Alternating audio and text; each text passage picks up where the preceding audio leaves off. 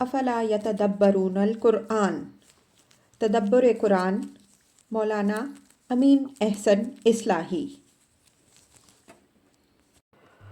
سورہ شورى آیات 1 تا 10۔ اعوذ باللہ من الشیطان الرجیم، بسم اللہ الرحمن الرحیم۔ حامیم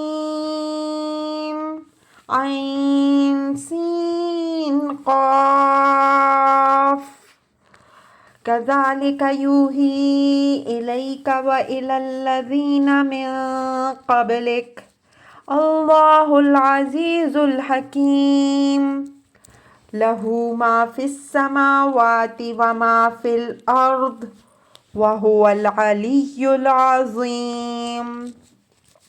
تکاد السماوات یتفطرن من فوقہن والملائکۃ یسبحون بحمد ربہم ویستغفرون لمن فی الارض، الا ان اللہ هو الغفور الرحیم۔ والذین اتخذوا من دونہ اولیاء اللہ حفیظ علیہم وما انت علیہم بوکیل، وکذالک اوحینا الیک قرآنا عربیا لتنذر ام القری ومن حولها وتنذر یوم الجمع لا ریب فیہ، فریق فی الجنۃ وفریق فی السعیر۔ ولو شاء اللہ لجعلہم امۃ واحدۃ ولکن یدخل من یشاء فی رحمتہ، والظالمون ما لهم من ولی ولا نصیر۔ ام اتخذوا من دونہ اولیاء فاللہ هو الولی وهو یحیی الموتى وهو علی کل شیء قدیر۔ وما اختلفتم فیہ من شیء فحکمہ الی اللہ، ذالکم اللہ ربی علیہ توکلت وإلیہ انیب۔ ترجمہ: یہ حام میم عین سین قاف ہے، اسی خدائے عزیز و حکیم کی طرف سے وحی تمہاری طرف، اور اسی طرح وہ وحی کرتا ہے ان کی طرف جو تم سے پہلے گزرے۔ اسی کا ہے جو کچھ آسمانوں اور جو کچھ زمین میں ہے، اور وہ بڑی ہی بلند اور عظیم ہستی ہے۔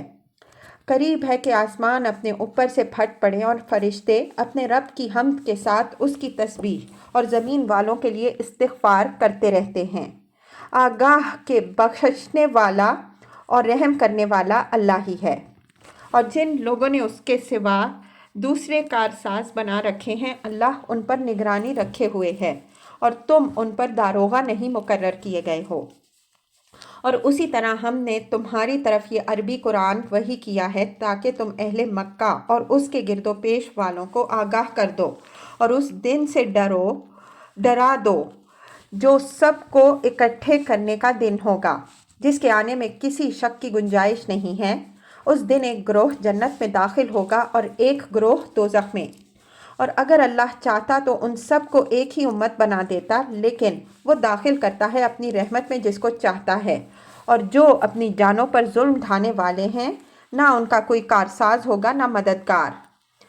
کیا ان لوگوں نے اس کے سوا دوسرے کارساز بنا رکھے ہیں؟ تو یاد رکھیں کہ کارساز اللہ ہی ہے، اور وہ مردوں کو زندہ کرے گا اور وہ ہر چیز پر قادر ہے۔ اور جس کسی چیز میں بھی تم نے اختلاف کیا ہے تو اس کا فیصلہ اللہ کے حوالے ہے۔ وہی اللہ میرا رب ہے، اسی پر میں نے بھروسہ کیا اور اسی کی طرف میں رجوع کرتا ہوں۔ الفاظ کی تحقیق اور آیات کی وضاحت۔ حامیم عین سین قاف، یہ اس سورہ کا قرآنی نام ہے۔ یاد ہوگا کہ پچھلی 2 سورتوں کا نام بھی حامیم ہی ہے۔ یہاں اس پر عین سین قاف کا اضافہ ہے۔ ناموں کا اشتراک عمود کی وحدت پر دلیل ہے، اور یہ اضافہ اس بات کا قرینہ ہے کہ اس سورہ میں کچھ خاص مطالب بھی ہیں جو پچھلی دونوں سورتوں میں نہیں ہیں۔ چنانچہ مطالب کے تجزیہ پر ایک نظر ڈال کر ان خاص مطالب کو الگ کیا جا سکتا ہے۔ كَذَلِكَ يُوحِي إِلَيْكَ وَإِلَى الَّذِينَ مِن قَبْلِكَ اللَّهُ الْعَزِيزُ الْحَكِيمُ۔ کذالک کا اشارہ ان مطالب کی طرف ہے جو اس سورہ میں بیان ہوئے ہیں۔ ان مطالب کا ایک اجمالی تصور اس سورت کے نام نے دے دیا ہے، اس وجہ سے کذالک کے ذریعے سے ان کی طرف اشارہ بالکل موزوں ہے۔ یعنی اس نام سے موسوم سورہ میں جو باتیں وحی کی جا رہی ہیں، یہ جس طرح تمہاری طرف وحی کی جا رہی ہیں اسی طرح تم سے پہلے آنے والے نبیوں کو بھی وحی کی جا چکی ہیں۔ ادائے مطلب میں بتقاضائے بلاغت ایجاز ہے۔ پوری بات گویا یوں ہے کہ اس طرح اللہ تم پر وحی کر رہا ہے، اور اسی طرح اس نے ان نبیوں پر بھی وحی کی جو تم سے پہلے گزر چکے ہیں۔ اس قسم کے ایجاز کی متعدد مثالیں پیچھے گزر چکی ہیں اور آگے بھی آئیں گی۔ کذالک وحدت مدعا کی طرف بھی اشارہ کر رہا ہے اور طریقہ وحی کی یکسانی کی طرف بھی، یعنی اللہ تعالیٰ نے تمام نبیوں اور رسولوں کو تعلیم بھی انہی باتوں کی دی جن کی تعلیم تم کو دی جا رہی ہے، اور اس تعلیم کے لیے طریقہ بھی وہی اختیار فرمایا جو تمہارے لیے اختیار فرمایا۔ اس وجہ سے کسی پہلو سے بھی قرآن میں کوئی چیز ایسی نہیں ہے جو لوگوں کے لیے باعث وحشت ہو۔ اگر یہ اس سے وحشت زدہ ہو رہے ہیں تو یہ ان کی اپنی طبیعت کا فساد ہے۔ وحدت مدعا کی طرف آگے ان الفاظ میں اشارہ فرمایا: شرع لکم من الدین ما وصی بہ نوحا والذی اوحینا الیک وما وصینا بہ ابراہیم وموسیٰ وعیسیٰ ان اقیموا الدین ولا تتفرقوا فیہ کبر علی المشرکین ما تدعوہم الیہ۔ آیت 13۔ تمہارے لیے اس نے اسی دین کو مقرر کیا جس کی تعلیم نوح علیہ السلام کو دی، اور اسی کی وحی ہم نے تم کو کی، اور جس کی تلقین ہم نے ابراہیم علیہ السلام اور موسیٰ علیہ السلام اور عیسیٰ علیہ السلام کو بھی کی کہ اللہ کے دین کو قائم رکھو اور اس میں اختلاف نہ برپا کرو۔ مشرکین پر وہ چیز شاق گزر رہی ہے جس کی تم دعوت دے رہے ہو۔ اس سے معلوم ہوا کہ جس اسلام اور جس دین توحید کی دعوت حضرت صلی اللہ علیہ وآلہ وسلم نے دی، اسی کی دعوت پر تمام انبیاء علیہم السلام مامور ہوئے، لیکن مشرکین نے جو دین شرک ایجاد کیا اس کی عصبیت کے جوش میں اس دین حق کے مخالف بن کر اٹھ کھڑے ہوئے، اور اسی قسم کی عصبیت کے جنون میں اہل کتاب بھی مبتلا ہو گئے۔ طریقہ کی یکسانی کی طرف اس سورہ میں اس طرح اشارہ فرمایا ہے: وَمَا كَانَ لِبَشَرٍ أَن يُكَلِّمَهُ اللَّهُ إِلَّا وَحْيًا أَوْ مِن وَرَاءِ حِجَابٍ أَوْ يُرْسِلَ رَسُولًا فَيُوحِيَ بِإِذْنِهِ مَا يَشَاءُ إِنَّهُ عَلِيٌّ حَكِيمٌ وَكَذَلِكَ أَوْحَيْنَا إِلَيْكَ رُوحًا مِّنْ أَمْرِنَا مَا كُنْتَ تَدْرِي مَا الْكِتَابُ وَلَا الْإِيمَانُ وَلَكِنْ جَعَلْنَاهُ نُورًا نَهْدِي بِهِ مَن نَّشَاءُ مِنْ عِبَادِنَا۔ آیت 51 تا 52۔ اور کسی بشر کی یہ شان نہیں کہ اللہ اس سے بات کرے مگر یہ کہ وحی کے ذریعے یا پردے کی اوٹ سے یا بھیجے اپنا کوئی فرشتہ، پس وہ وحی کر دے اس کے اذن سے جو وہ چاہے۔ بے شک وہ بڑا ہی بلند اور حکیم ہے۔ اور اسی طرح ہم نے تمہاری طرف بھی وحی کی ایک روح کی اپنے امر میں سے، تم نہ کتاب سے آشنا تھے اور نہ ایمان سے، لیکن ہم نے اس کو ایک نور بنایا جس سے ہم ہدایت دیتے ہیں اپنے بندوں میں سے جس کو چاہتے ہیں۔ اس سے واضح ہوا کہ آج جو لوگ یہ مطالبہ کر رہے ہیں کہ اگر خدا پیغمبر سے کلام کرتا ہے تو ان سے بھی کلام کرے، یا وہ اس طرح نمودار ہو کہ وہ اس کو دیکھیں اور اس کا کلام سنیں، یہ محض ان کی خود سری اور بد دماغی ہے۔ اللہ تعالیٰ اس طرح نہ کسی سے بات کرتا ہے اور نہ اس طرح جلوہ نمائی کرنا اس کی شان ہے، بلکہ ہمیشہ سے اس کا طریقہ یہ رہا ہے کہ اس نے جن بندوں کو نبوت کے کار خاص کے لیے منتخب فرمایا ان سے وحی کے ذریعے سے بات کی، اور اس وحی کا ایک خاص ضابطہ ہے۔ اس بات کے کہنے سے مقصود حضرت صلی اللہ علیہ وسلم کو تسلی دینا بھی ہے اور مخالفین پر اتمام حجت بھی۔ ظاہر ہے کہ جب آپ اسی دین حق کی دعوت دے رہے ہیں جس کی دعوت تمام نبیوں اور رسولوں نے دی، تو آپ کوئی ایسی بات نہیں پیش کر رہے جس سے لوگ وحشت زدہ ہوں۔ جو لوگ اس سے وحشت زدہ ہیں وہ تمام نبیوں کی دعوت کے مخالف اور تعصب و عناد میں مبتلا ہیں۔ علی ھذا القیاس، اگر آپ لوگوں کو اللہ تعالیٰ کا مشاہدہ نہیں کرا سکتے یا اس کو کلام کرتے دوسروں کو سنا نہیں سکتے، تو یہ چیز بھی آپ کی نبوت کا کوئی نقص نہیں۔ آپ اللہ تعالیٰ کی وحی پیش کر رہے ہیں، اور اللہ تعالیٰ جس سے بھی بات کرتا ہے وحی کے ذریعے ہی کرتا ہے، اس سے زیادہ وہ کسی کو بھی نہیں نوازتا۔ صلی اللہ علیہ وسلم۔ اللہ تعالیٰ کے اسماء حسنیٰ میں سے عزیز و حکیم کا حوالہ یہاں تسلی کے مضمون سے تعلق رکھتا ہے اور تہدیہ کے مضمون سے بھی۔ جب اللہ تعالیٰ عزیز ہے تو وہ گردن کشوں کو جب چاہے دبا سکتا ہے۔ اگر وہ فوراً نہیں دباتا تو وہ اپنی حکمت کے تحت ان کو مہلت دے رہا ہے۔ اس وجہ سے پیغمبر صلی اللہ علیہ وسلم کو اپنے رب عزیز و حکیم پر بھروسہ رکھنا چاہیے اور ان لوگوں کا معاملہ اسی کے حوالے کرنا چاہیے۔ لہو ما فی السماوات و ما فی الارض وہو العلی العظیم۔ یہ اللہ تعالیٰ کی صفت عزیز کی وضاحت ہے کہ آسمانوں اور زمین میں جو کچھ ہے سب کچھ اسی کی ملکیت اور اسی کے قبضہ قدرت میں ہے۔ نہ کسی چیز میں کسی کا ساجھا ہے اور نہ کوئی چیز اس کے حیطۂ اقتدار و اختیار سے باہر ہے۔ وہ بڑی ہی بلند اور بڑی ہی عظیم ہستی ہے، کسی کا بھی یہ درجہ نہیں کہ اس کا کفو یا ہمسر ہو سکے۔ مطلب یہ ہے کہ اگر وہ لوگوں کو مہلت دے رہا ہے تو اس کے معنی یہ نہیں ہے کہ لوگ اس کے دائرہ اختیار سے باہر ہو گئے ہیں، اور اگر اس نے کسی کو عزت و شوکت بخشی ہے تو اس کو اتنا مغرور نہیں ہونا چاہیے کہ وہ خدا کو دیکھنے اور اس سے ہم کلام ہونے کا حوصلہ کر بیٹھے۔ اللہ کی بارگاہ بہت بلند اور اس کی ہستی بڑی عظیم ہے۔ تکاد السماوات یتفطرن من فوقہن والملائکۃ یسبحون بحمد ربہم ویستغفرون لمن فی الارض الا ان اللہ هو الغفور الرحیم۔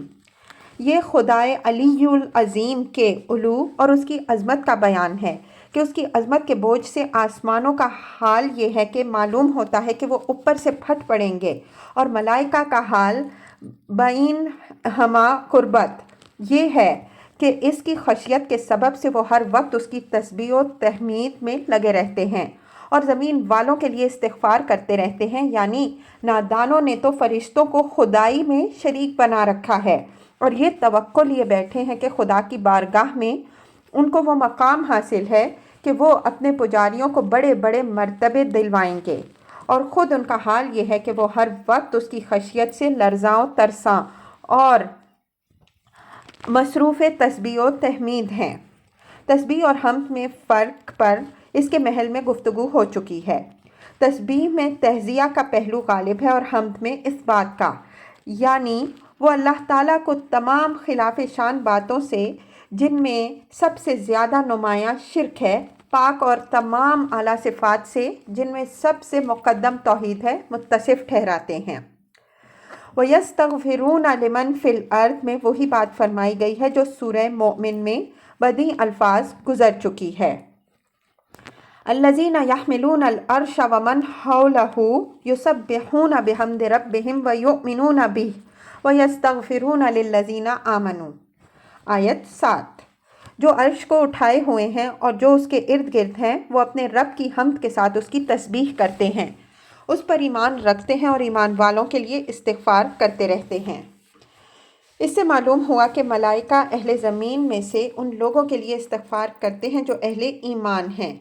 چونکہ یہ بات واضح تھی، اس وجہ سے آیت زیر بحث میں یہ حذف کر دی گئی۔ ملائکہ کا یہی استغفار ان کی شفاعت ہے جو وہ اپنے رب کی بارگاہ میں اہل ایمان کے لیے کر رہے ہیں۔ اس سے مشرکین کی مزعومہ شفاعت کی تردید ہو گئی۔ الا ان اللہ هو الغفور الرحیم۔ یہ مشرکین کو ایک برمحل تنبیہ ہے کہ کان کھول کر اچھی طرح سن لو کہ بخشنے والا اور رحم فرمانے والا اللہ ہی ہے۔ اگر یہ چیز فرشتوں کے اختیار میں ہوتی تو وہ اس تزلزل کے ساتھ لوگوں کی مغفرت کے لیے اللہ تعالیٰ سے کیوں درخواست کرتے؟ وَالَّذِينَ اتَّخَذُوا مِن دُونِهِ أَوْلِيَاءَ اللَّهُ حَفِيظٌ عَلَيْهِمْ وَمَا أَنْتَ عَلَيْهِمْ بِوَكِيلٍ۔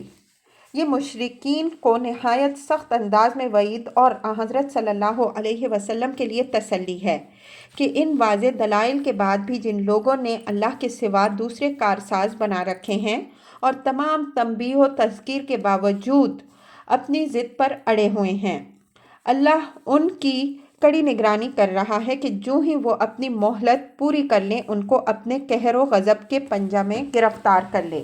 اس کے بعد پیغمبر صلی اللہ علیہ وآلہ وسلم کو تسلی دی کہ خدا نے تم پر یہ ذمہ داری نہیں ڈالی کہ لازماً تم ان کو ایمان کی راہ پر لگا دو۔ تمہاری ذمہ داری تبلیغ حق کی تھی، وہ تم نے کر دی، اور جب تک تمہارے رب کا حکم ہے کرتے رہو۔ اگر یہ ایمان نہ لائے تو اس کی پرسش انہی سے ہونی ہے، تم سے نہیں ہونی۔ یہی مضمون آگے اسی سورہ میں یوں آیا ہے، فَإِنْ أَعْرَضُوا فَمَا أَرْسَلْنَاكَ عَلَيْهِمْ حَفِيظًا إِنْ عَلَيْكَ إِلَّا الْبَلَاغُ۔ آیت 49۔ بس اگر یہ اعراض کریں تو ہم نے تم کو ان پر داروغہ بنا کر نہیں بھیجا، تمہارے اوپر ذمہ داری صرف واضح طور پر پہنچا دینے کی ہے۔ وَكَذَلِكَ أَوْحَيْنَا إِلَيْكَ قُرْآنًا عَرَبِيًّا لِتُنذِرَ أُمَّ الْقُرَىٰ وَمَنْ حَوْلَهَا وَتُنذِرَ يَوْمَ الْجَمْعِ لَا رَيْبَ فِيهِ فَرِيقٌ فِي الْجَنَّةِ وَفَرِيقٌ فِي السَّعِيرِ۔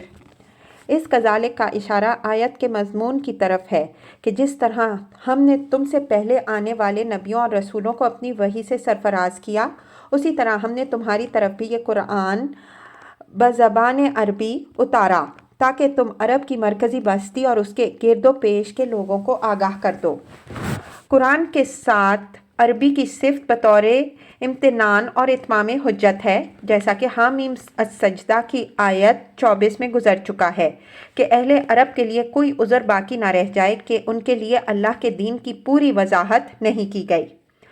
ام القریٰ سے مراد مکہ ہے، اس لیے کہ ام القریٰ مرکزی بستی کو کہتے ہیں اور عرب میں مرکزی بستی کی حیثیت مکہ کو حاصل تھی۔ یہاں مکہ کے بجائے ام القریٰ کے لفظ میں اتمام حجت کا پہلو ہے۔ اگر ایک پیغام مرکزی بستی کے لوگوں کو پہنچا دیا گیا ہے تو اس کے معنی یہ ہیں کہ اس ملک کے لوگوں کو ان کے سر پر چڑھ کر پکار دیا گیا ہے۔ اگر ام القریٰ کے بجائے عرب کے کسی گوشے سے یہ دعوت اٹھتی تو باتیں بنانے والے یہ بات بنا سکتے تھے کہ آخر ہمارے اکابر اور ہمارے ذہین طبقہ کو چھوڑ کر قرآن نے سب سے پہلے عوام کے طبقہ کو کیوں مخاطب کیا۔ اس کے حق کو باطل کے اصلی پر رکھنے والے تو مکہ کے سادات ہو سکتے تھے۔ وَمَنْ حَوْلَهَا سے بعض لوگوں نے تمام عالم کو مراد لیا ہے۔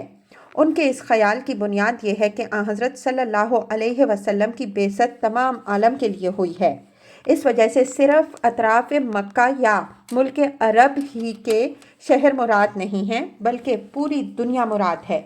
یہ بات اگرچہ بجائے خود ایک حقیقت ہے کہ حضرت صلی اللہ علیہ وسلم خاتم النبیین ہیں، اس وجہ سے آپ صلی اللہ علیہ وآلہ وسلم کی بعثت تمام عالم کے لیے ہوئی، مگر ومن حولہا کی یہ تعویل الفاظ کے حدود سے اول تو صریح تجاوز ہے، پھر اصل مقصد کے لیے اس کی کوئی ضرورت بھی نہیں۔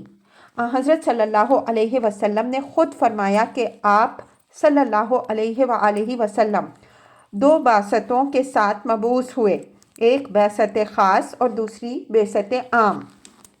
آپ صلی اللہ علیہ وسلم کی بعثت خاص اہل مکہ اور اہل عرب کی طرف ہوئی اور ان پر آپ صلی اللہ علیہ وآلہ وسلم نے براہ راست حجت قائم فرمائی۔ رہی آپ صلی اللہ علیہ وآلہ وسلم کی بعثت عام تو وہ تمام عالم کی طرف ہے اور اہل عالم پر دین حق کی شہادت دینے کی ذمہ داری قرآن نے بھی اور نبی صلی اللہ علیہ وسلم نے بھی قیامت تک کے لیے ملت مسلمہ پر ڈالی ہے، اور اس ذمہ داری ہی کی بنا پر اس امت کو اللہ تعالیٰ نے شہداء اللہ فی الارض کے منصب پر سرفراز فرمایا ہے۔ یہ اس امت کا فریضہ منصبی ہے کہ اللہ کے رسول نے دین حق کی گواہی جس طرح اس امت کے لوگوں پر دی، اسی طرح یہ برابر دوسروں کے سامنے یہ گواہی دیتی رہے۔ اسی فریضہ کے تقاضے سے ہی اس امت کو یہ شرف بھی حاصل ہوا کہ ایک گروہ اس میں ہمیشہ حق پر قائم رہے گا، یہاں تک کہ یہ اس وقت بھی حق پر قائم رہے گا جب دنیا کی رگ رگ میں باطل کا زہر سرایت کر جائے گا۔ وَتُنذِرَ يَوْمَ الْجَمْعِ لَا رَيْبَ فِيهِ۔ انذار عام کے بعد انذار خاص کا ذکر ہے کہ ان لوگوں کو خاص طور پر یوم الجمع سے ڈراؤ۔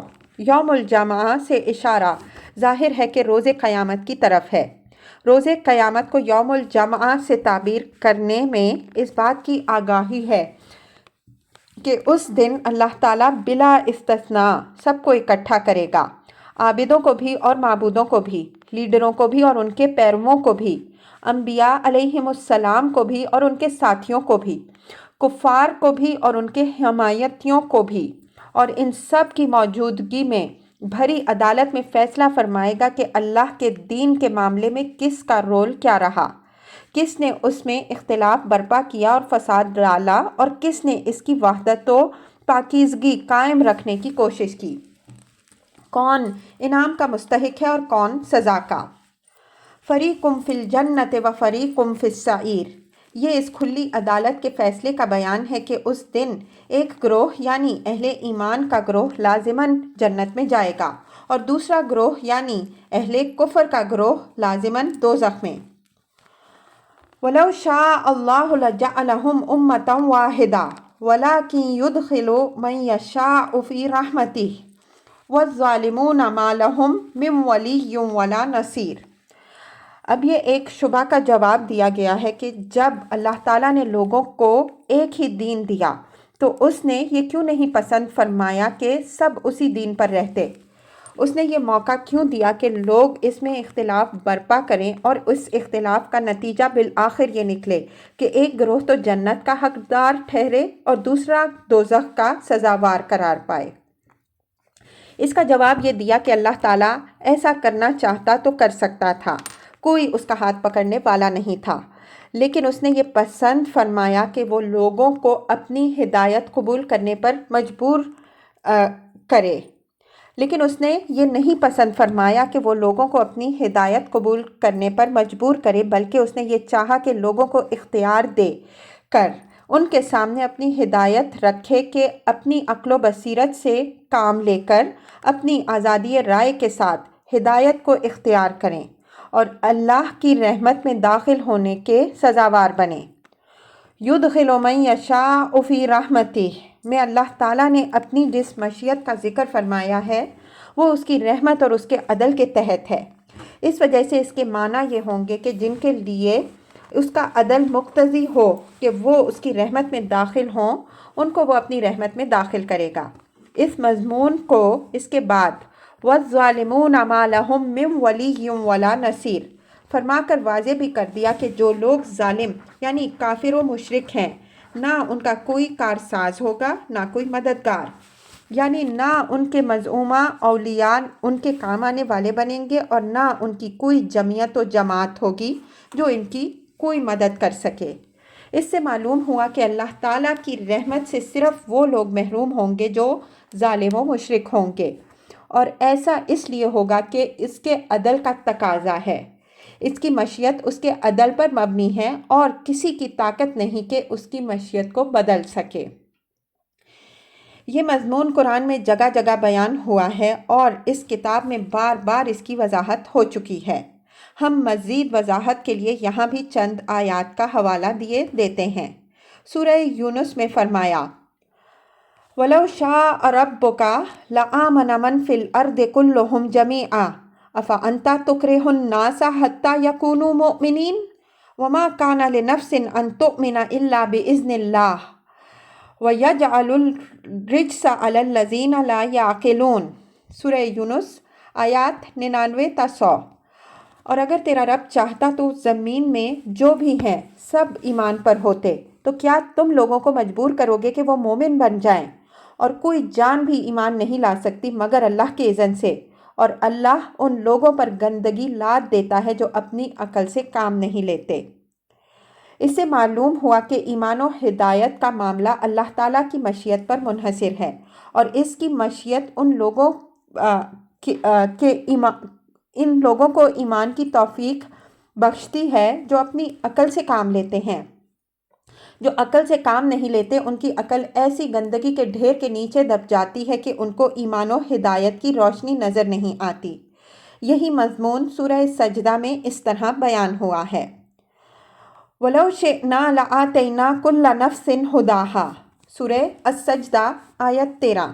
اور اگر ہم چاہتے تو ہر جان کو اس کی ہدایت دے دیتے، یعنی اگر ہم لوگوں کو ایمان پر مجبور کرنا چاہتے تو سب کو مومن بنا دیتے، لیکن ہم نے لوگوں کو اختیار دے کر آزمایا ہے کہ کون ایمان کی راہ اختیار کرتا ہے، کون کفر کی۔ بس جو کفر کی راہ اختیار کریں گے ہم ان سب کو جہنم میں بھر دیں گے، اور ان لوگوں کو جنت میں داخل کریں گے جو ایمان لائیں گے۔ یہی بات نہایت وضاحت سے سورہ دہر میں اس طرح ارشاد ہوئی ہے۔ إِنَّ هَٰذِهِ تَذْكِرَةٌ فَمَن شَاءَ اتَّخَذَ إِلَىٰ رَبِّهِ سَبِيلًا وَمَا تَشَاءُونَ إِلَّا أَن يَشَاءَ اللَّهُ إِنَّ اللَّهَ كَانَ عَلِيمًا حَكِيمًا يُدْخِلُ مَن يَشَاءُ فِي رَحْمَتِهِ وَالظَّالِمِينَ أَعَدَّ لَهُمْ عَذَابًا أَلِيمًا، سورہ دہر آیت 29 تا 31۔ یہ قرآن تو بس ایک یاد دہانی ہے، تو جس کا جی چاہے اپنی رب کی راہ میں اختیار کرے، اور تمہارا چاہنا کچھ نہیں ہے مگر یہ کہ اللہ بھی چاہے۔ بے شک اللہ علیم و حکیم ہے، وہ اپنی رحمت میں داخل کرتا ہے جس کو چاہتا ہے۔ رہے اپنی جانوں پر ظلم ڈھانے والے تو ان کے لیے اللہ نے دردناک عذاب تیار کر رکھا ہے۔ اس آیت میں نبی صلی اللہ علیہ وسلم اور آپ صلی اللہ علیہ وسلم کے صحابہ رضی اللہ عنہم اجمعین کو تسلی دی گئی ہے کہ ان لوگوں کی ضد اور ہٹ دھرمی سے پریشان نہ ہو۔ یہ قرآن لوگوں پر زبردستی لادنے کی چیز نہیں ہے، یہ صرف ایک یاد دہانی ہے، تو اس کے ذریعے سے لوگوں کو یاد دہانی کرو۔ جس کا جی چاہے ایمان لائے اور جس کا جی چاہے کفر کی راہ اختیار کرے۔ اگر تم لوگ ان کے ایمان کے خواہش مند ہو تو تمہاری خواہش سے کچھ نہیں ہو سکتا جب تک اللہ کی مشیت نہ ہو، اور اللہ کی مشیت اس کے علم اور اس کی حکمت پر مبنی ہے۔ وہ اپنی رحمت میں انہی کو داخل کرتا ہے جن کو چاہتا ہے، اور وہ انہی کو چاہتا ہے جو اپنی جانوں پر ظلم ڈھانے والے نہیں ہوتے بلکہ اللہ کی بخشی ہوئی صلاحیتوں سے فائدہ اٹھاتے اور اس کی ہدایت کی قدر کرتے ہیں۔ رہے وہ لوگ جو آنکھیں رکھتے ہوئے اندھے بن کر چلتے ہیں، تو ایسے ظالموں کے لیے اللہ نے ایک دردناک عذاب تیار کر رکھا ہے۔ ام اتخذوا من دونه اولیاء فاللہ هو الولی وهو یحیی الموتى وهو على كل شیء قدیر۔ سوال یہاں اظہار تعجب اور انکار کے مفہوم میں ہے۔ اوپر والی آیت میں فرمایا کہ ان کے لیے نہ کوئی کارساز ہوگا نہ مددگار۔ یہ اسی کی مزید وضاحت ہے کہ اگر انہوں نے اللہ کے سوا کچھ دوسرے کارساز بنا رکھے ہیں تو یہ محض ان کی بوفضولی ہے۔ کارساز صرف اللہ ہی ہے، دنیا میں بھی اور آخرت میں بھی۔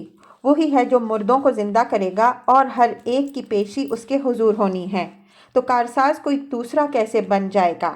اور وہ ہر چیز پر قادر ہے، تو اس کے ہوتے کسی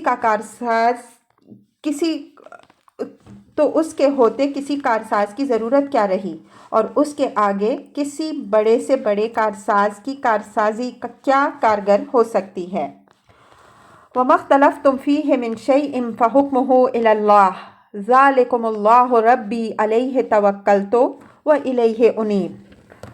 اوپر آیت 8 میں نبی صلی اللہ علیہ وسلم کو تسلی دی گئی ہے کہ مخالفین کی ضد اور مقاربت سے آپ صلی اللہ علیہ وسلم پریشان نہ ہوں۔ ہدایت و ضلالت کے باب میں اللہ نے جو سنت مقرر کر رکھی ہے اس میں کوئی تبدیلی نہیں ہو سکتی۔ یہ لوگ اللہ کے قانون کی زد میں آئے ہوئے ہیں، اس وجہ سے ان کا معاملہ اللہ کے حوالے کیجیے۔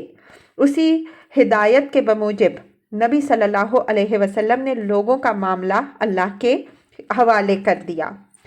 چونکہ یہ بات اوپر والی آیت ہی کی تکمیل میں تھی، اس وجہ سے اس کے لیے اللہ تعالیٰ کی طرف سے کسی نئی ہدایت کی ضرورت نہیں تھی، بلکہ کہنے کی بات نبی صلی اللہ علیہ وسلم کی زبان سے کہلوا دی۔ فرمایا کہ اللہ کے بھیجے ہوئے دین کی جس بات میں بھی تم نے اختلاف کیا، خواہ وہ توحید ہو یا آخرت، میری ذمہ داری اس میں صرف حق پہنچا دینے کی تھی، سو وہ میں نے تم کو پہنچا دیا۔ اب اس کا فیصلہ اللہ کے حوالے ہے، وہ فیصلہ فرمائے گا کہ میں نے حق پہنچانے میں کوتاہی کی یا تم نے حق پہچان کر اس کو جھٹلایا۔ وہی اللہ میرا رب ہے، اس وجہ سے میں نے اس پر بھروسہ کیا اور میں اسی کی طرف رجوع کرتا ہوں کہ وہ میرے اور تمہارے درمیان فیصلہ فرمائے گا۔